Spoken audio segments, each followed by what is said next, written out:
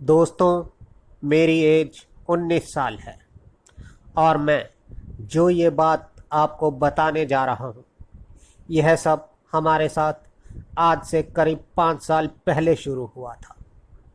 तब हम लोग नए नए घर में शिफ्ट हुए थे और इस घर में आने के बाद पहले दिन से ही हमारे साथ अजीब अजीब हरकतें शुरू हो गई थी।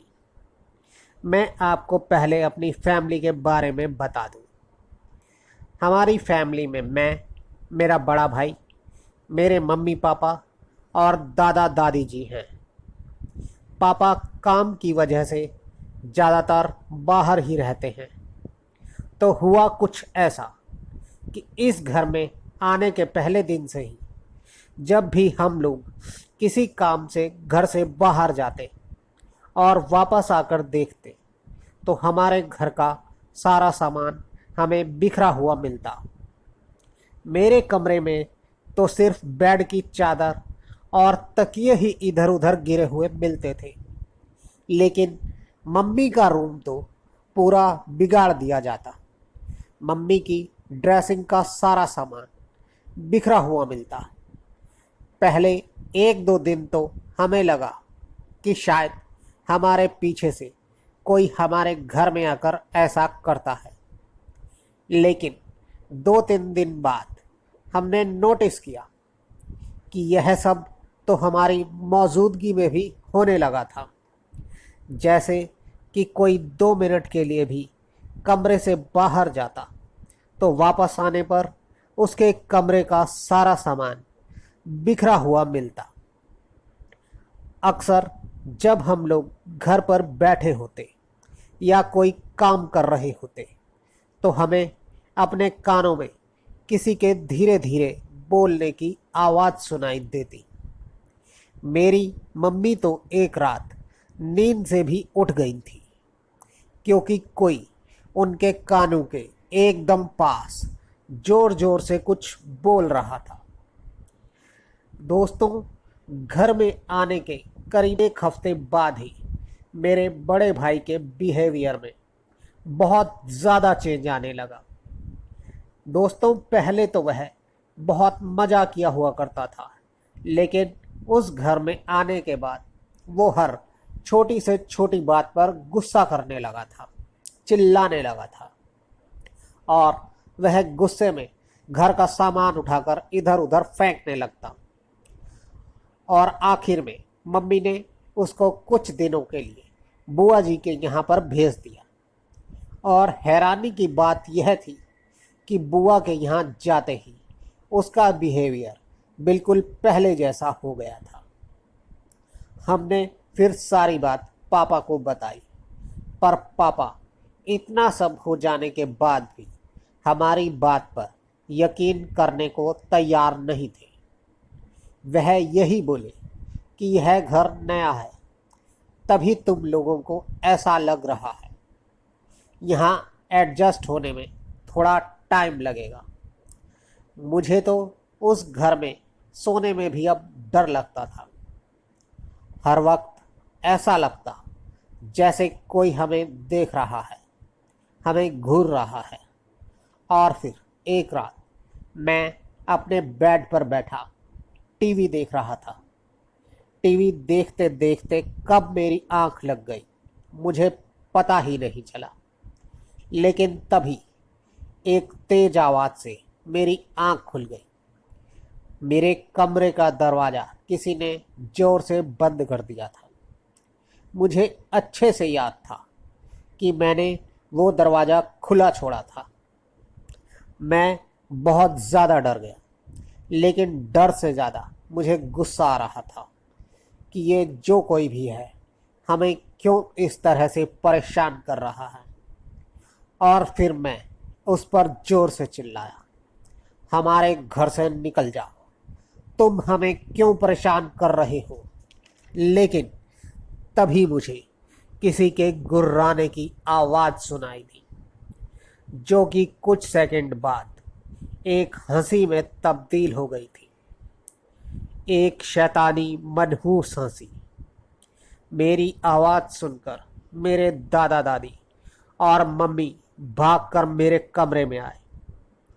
अब इस बात में कोई शक नहीं था कि पक्का इस घर में ही कुछ गड़बड़ है और ये कोई आत्मा नहीं है, यह पक्का कोई शैतान है, कोई डीमन। और फिर अगले ही दिन हमने घर में पूजा करवाने का फैसला किया और फिर अगले दिन हमने घर में पूजा करवाई। हमें पूरा विश्वास था कि पूजा के बाद अब इस घर में मौजूद शैतानी आत्मा इस घर से चली जाएगी, पर दोस्तों ऐसा कुछ नहीं हुआ। अगले दिन मुझे फिर से वही शैतानी हंसी सुनाई दी और उस दिन वह हंसी घर में मौजूद सब लोगों ने सुनी थी। मेरे पापा ने भी उस हंसी को सुना था और यह हंसी सुनकर वह काफ़ी ज़्यादा शॉक हो गए थे। फिर दादाजी ने पापा से कहा, अब तो तुम्हें विश्वास हो गया कि हम लोग झूठ नहीं बोल रहे, इस घर में वास्तव में कुछ गड़बड़ है। इस पर पापा कुछ नहीं बोले, शायद पापा के पास बोलने के लिए अब कुछ था भी नहीं। और फिर कुछ ही दिनों बाद हमने वह घर खाली कर दिया। दोस्तों अब चलते हैं आज की दूसरी कहानी। दोस्तों मेरा नाम गुरविंदर सिंह है और मैं संगरूर ज़िले के एक छोटे से गांव भवानीगढ़ का रहने वाला हूं। और आज ये जो बात मैं आप सबको बताने वाला हूं, यह वैसे तो 8-9 साल पुरानी बात है, पर आज भी जब उस रात को मैं याद करता हूं तो मेरे रोंगटे खड़े हो जाते हैं। दोस्तों मैं आपको बताने के लिए अब भी जब मैं यह कहानी लिख रहा हूँ तो अब भी मुझे डर लग रहा है। मुझे ठीक से तो याद नहीं, पर यह शायद दिसंबर का महीना था, क्योंकि उस रात धुंध बहुत ज़्यादा थी। उस दिन मेरे एक दोस्त का जन्मदिन था और मेरे उस दोस्त ने अपने घर में रात को पार्टी रखी थी। दोस्तों उस वक्त मेरे पास एक पुराना चेतक स्कूटर हुआ करता था, तो हम 3 दोस्तों ने डिसाइड किया कि हम तीनों स्कूटर पर ही उसके घर जाएंगे। उसका गांव हमारे घर से 18 किलोमीटर दूर था, वह भी शॉर्टकट से। अगर हम लोग लंबे रास्ते से जाते तो वह करीब 23 किलोमीटर पड़ता और इसीलिए हम लोगों ने शॉर्टकट से ही जाने का फैसला किया। दोस्तों रात के करीब 9 बज रहे थे। वह एक कच्चा रास्ता था और काफ़ी उबड़ खाबड़ भी था और इसीलिए रात में कोई भी उस रास्ते से आता जाता नहीं था।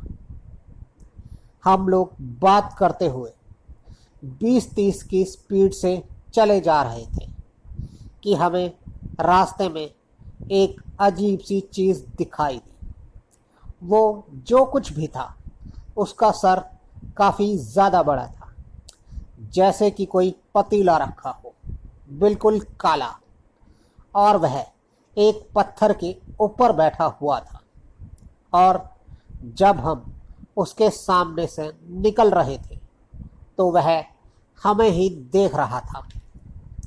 दोस्तों उसे देखकर हमें डर तो लग रहा था, पर हमने सोचा शायद यह कोई किसान होगा जो खेतों को पानी देने आया होगा।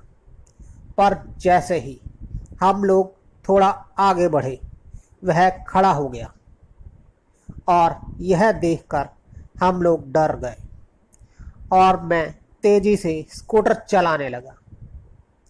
रास्ता खराब होने के कारण स्कूटर का टायर स्लिप हो गया और हम लोग गिर गए।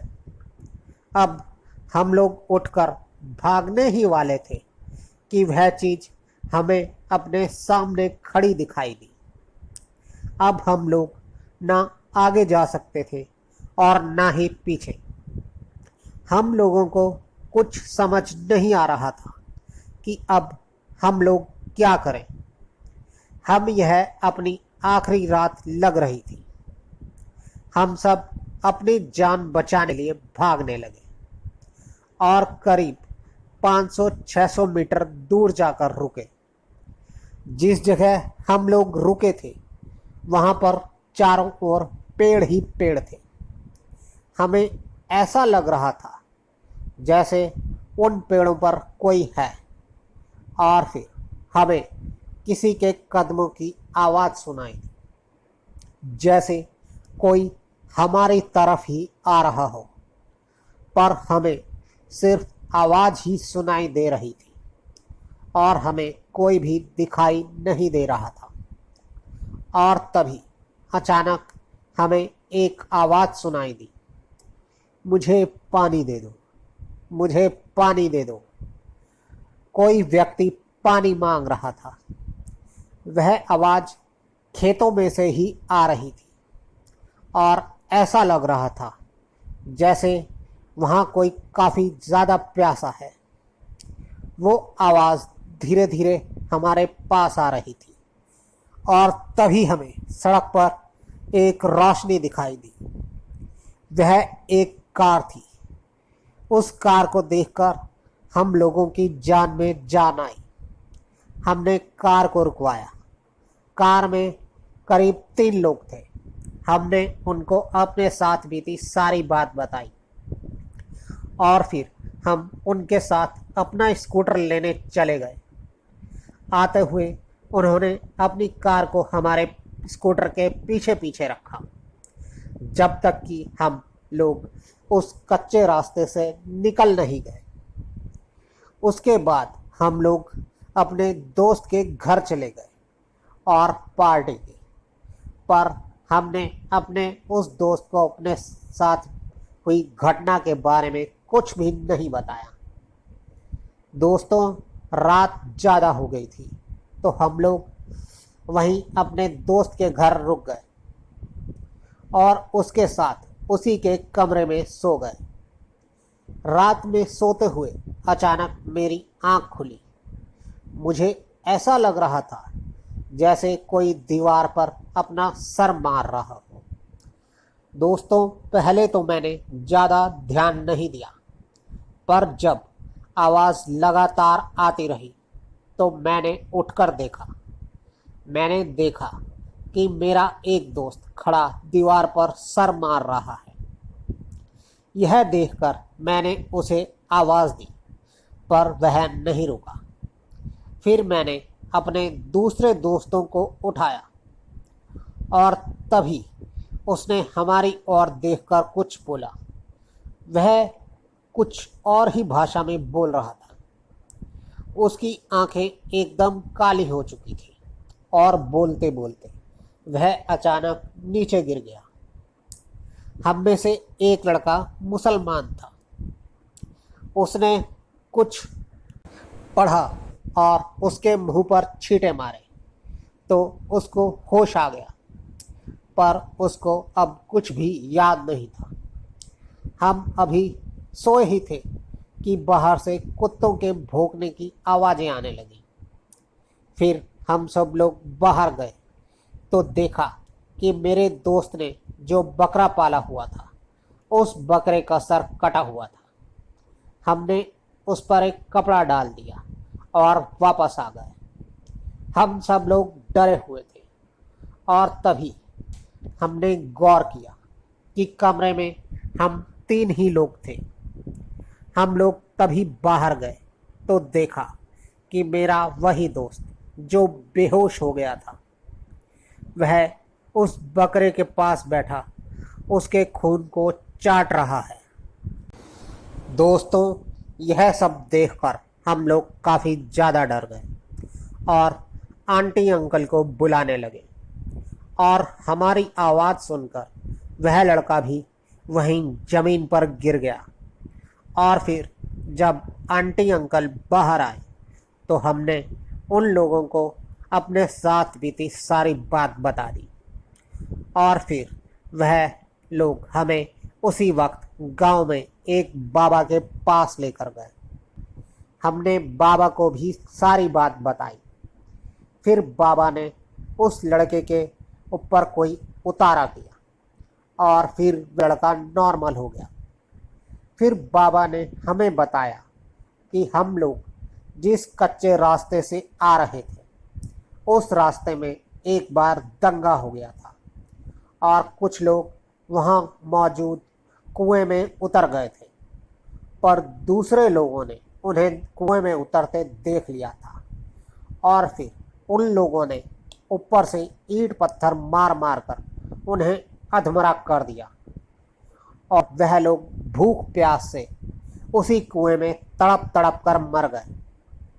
तब से रात में जो भी उस रास्ते से आता है वह लोग उसे दिखाई देते हैं। पर तुम लोगों ने उनमें से एक का मजाक उड़ाया था जिससे वह लोग गुस्सा हो गए और तुम्हारे पीछे पड़ गए।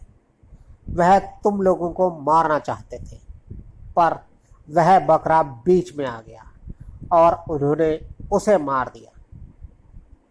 अगले दिन मैंने अपने गांव में कुछ लोगों को यह बात बताई तो उन्होंने भी मुझे वही बताया जो बाबा ने मुझे बताया था। दोस्तों, आपको हमारी ये कहानी कैसी लगी कृपया कमेंट्स बॉक्स में ज़रूर बताएं। और अगर आप भी हमें अपनी कोई कहानी भेजना चाहते हैं तो डिस्क्रिप्शन बॉक्स में हमारा व्हाट्सएप और टेलीग्राम का लिंक है जिस पर आप हमें अपनी कहानी भेज सकते हैं। हम उसे अपने शो में ज़रूर शामिल करेंगे। तो जल्द ही आपसे फिर मुलाकात होगी। तब तक के लिए गुड बाय। दोस्तों,